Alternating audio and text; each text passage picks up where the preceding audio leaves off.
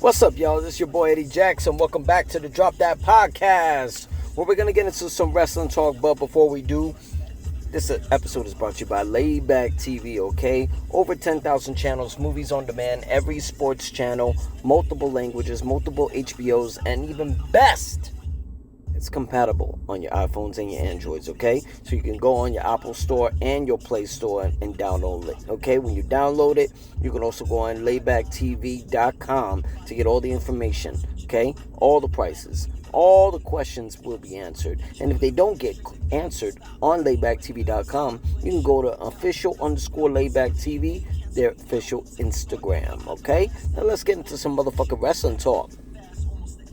Yeah! Here we go, baby. Summerslam. A lot of shit's happened over the past weekend for Raw and SmackDown, but I want to pay more attention to SummerSlam. SummerSlam is going down this weekend, night 1, night 2. First ever SummerSlam 2-night special, okay? First time ever. They've never done this.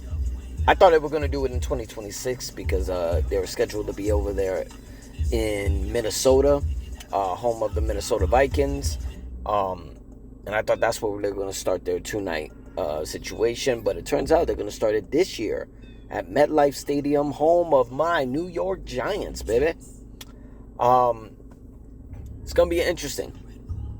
It's going to be a very, very interesting 2-night. Probably all but one match I'm more excited about. I will definitely give my opinion on which one. But it's going down. It's going down. I believe night 1's going to be hosted by Cardi B. I don't know why it's only one night, but I guess that's the only one they wanted to give her. But yeah, it's going to go down. So let's go. They already officially announced what event is going to be what matches are going to be scheduled for night 1 and night 2. So night 1's going to go down. Tiffany Stratton defends the WWE Women's Championship against the 2025 Queen of the Ring, Jade Cargill. And this is our segment for Who You Got. So we going to get our picks, and then we going to see. I got a funny feeling that most of my picks are going to be right. Tiffany Stratton, don't get me wrong. Don't get me wrong. I thought she's been doing good up until WrestleMania. I feel like the interest of her being champion has died down a lot.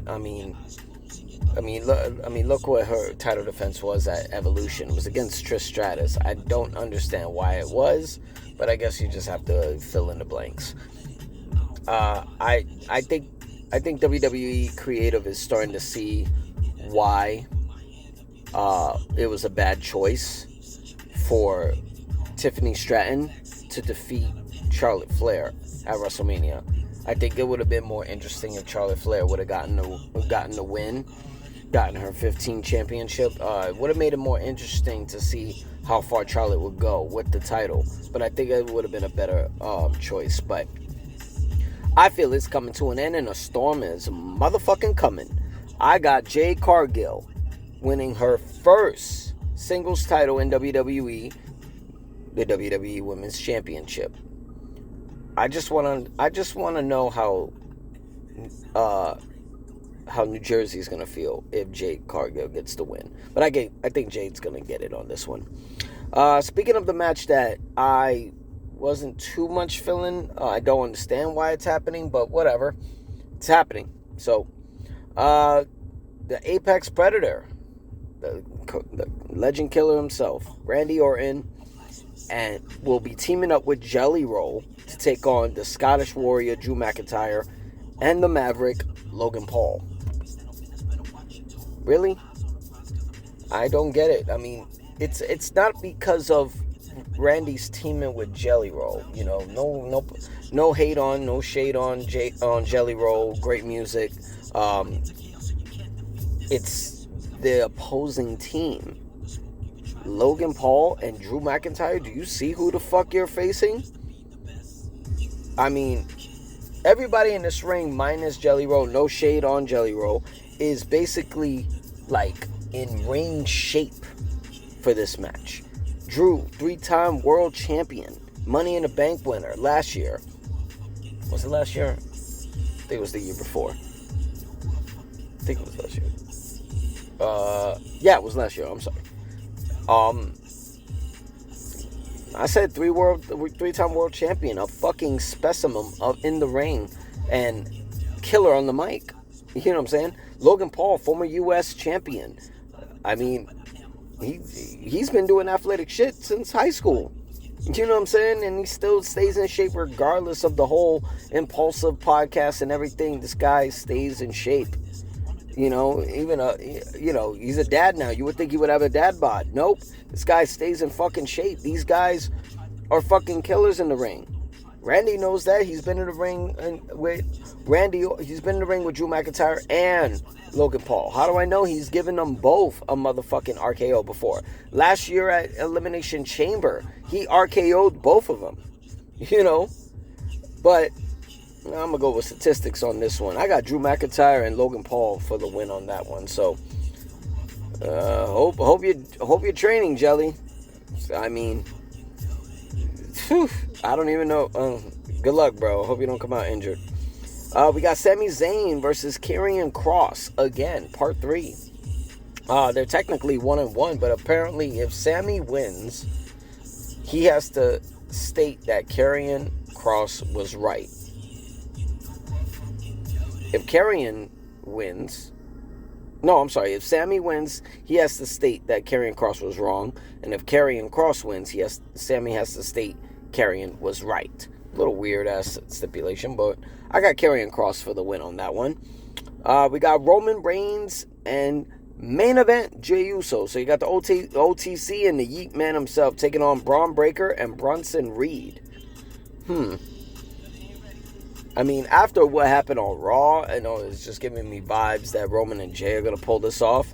Bronson took Roman's shoes. That's some mafia shit. That's some gangland shit. They don't just, back in the day, they didn't just take your shoes. They strip your ass naked and shit like that. So, no homo, no diddy, pause, all that. But he took his shoes. That means something. He's like, motherfucker, I own you. You know what I mean? Gang-related motherfuckers knows what's up.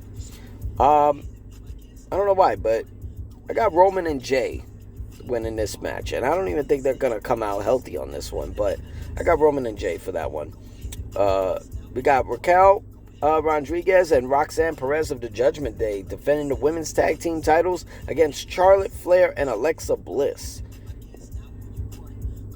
I think Raquel and Roxanne has been on a tear lately, but I feel like that tear is coming down to an end.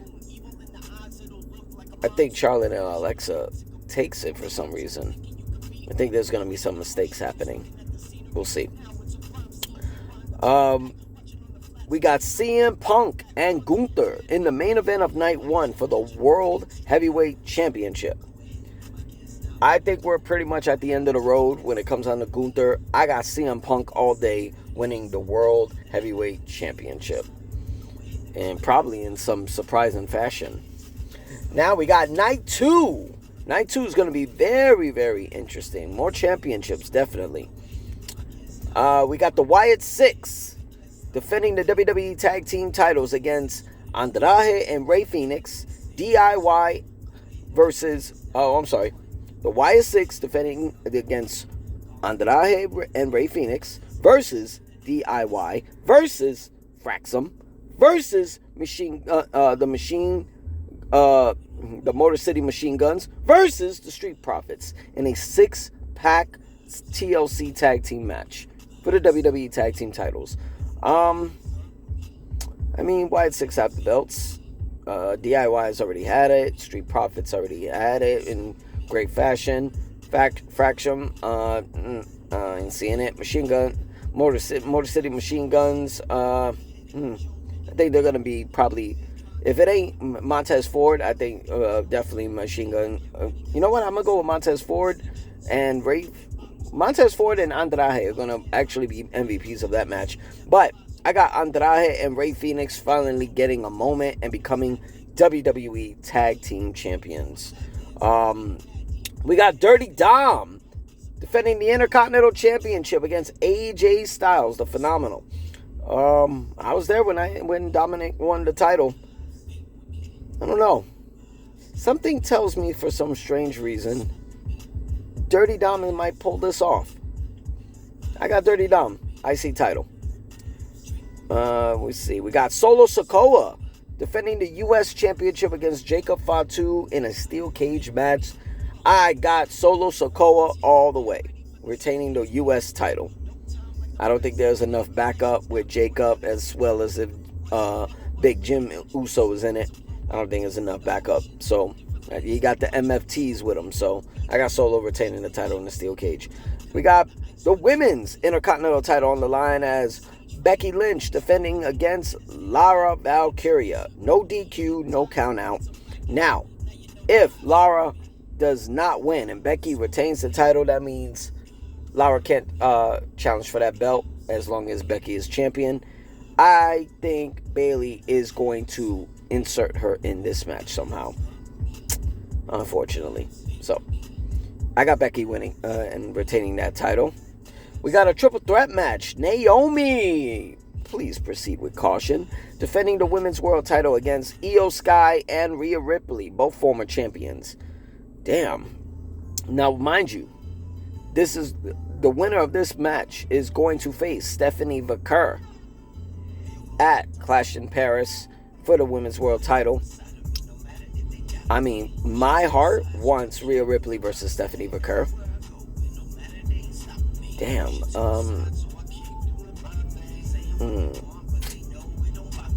Damn.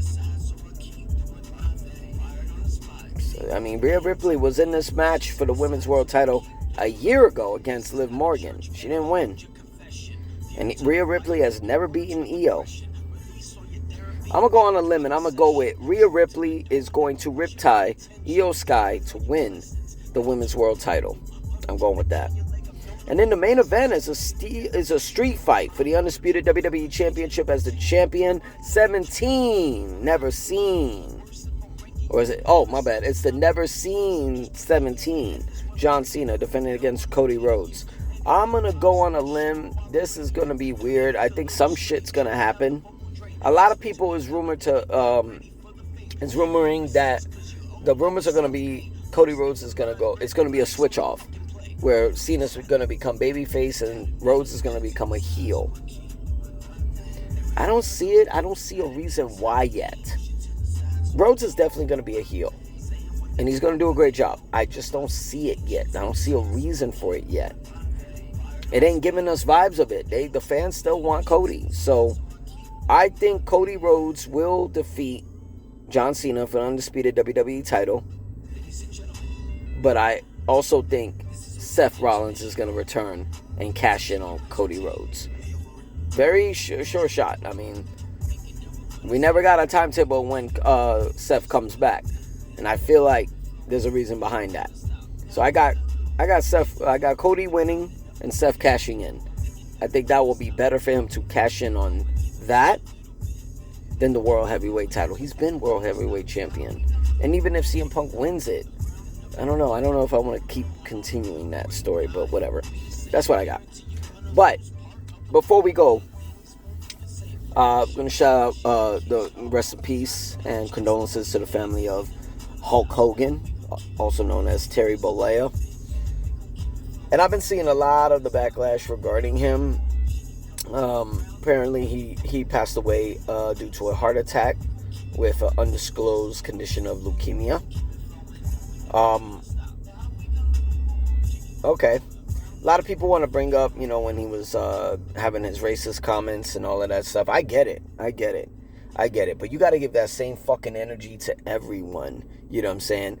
Hulk Hogan is doing that in particular moment while he's going through a divorce of 26 years of his ex-wife. While he's probably, going through some bullshit regarding losing money. Alimony plays a part.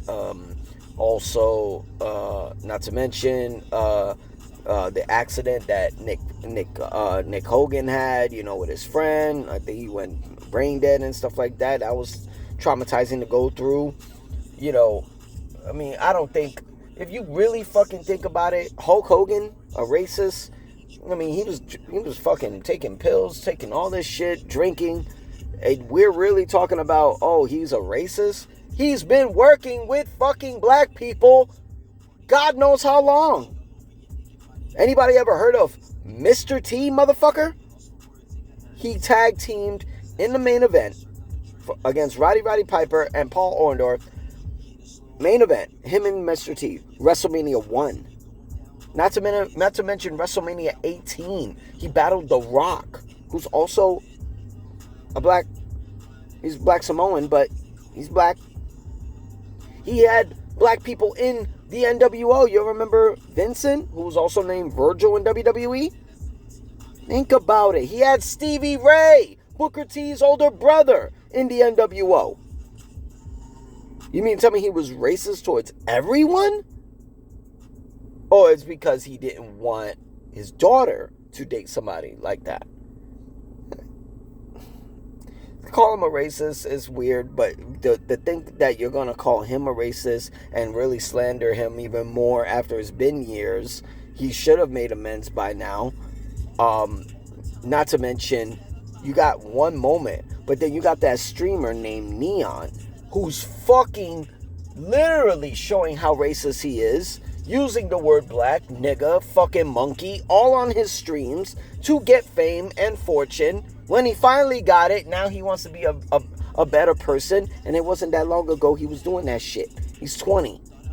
You won't say, oh, I was 18. I'm like, bitch, you were two years ago? The fuck out of here, man. If anybody needs to be dragged down the mud, it's the living.